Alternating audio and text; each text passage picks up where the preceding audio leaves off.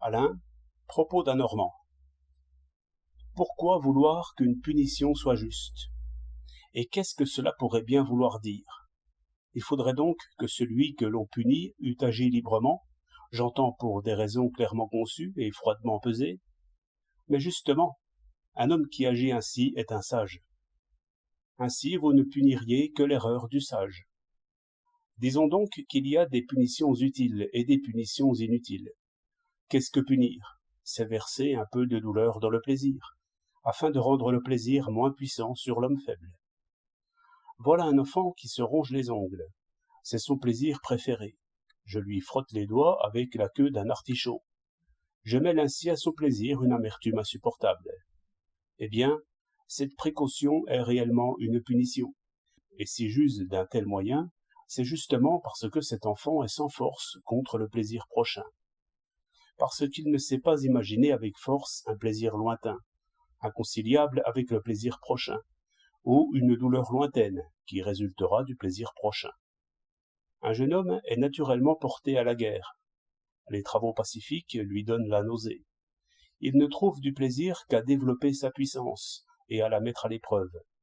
Aussi, pour le motif le plus léger, et presque sans motif, le voilà qui joue du poing et du couteau.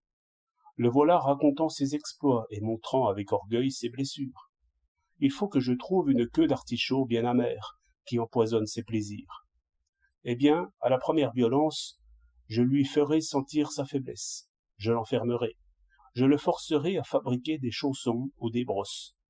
S'il le faut, je lui donnerai des coups qu'il ne pourra pas rendre.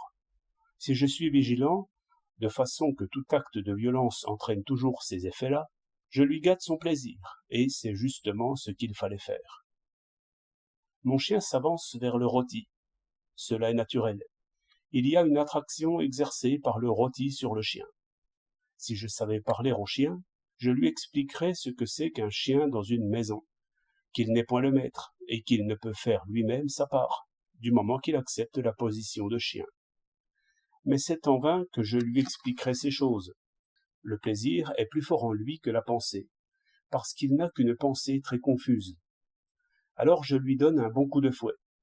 Dans la suite, quand il sentira de loin le rôti, il pensera aussi au coup de fouet.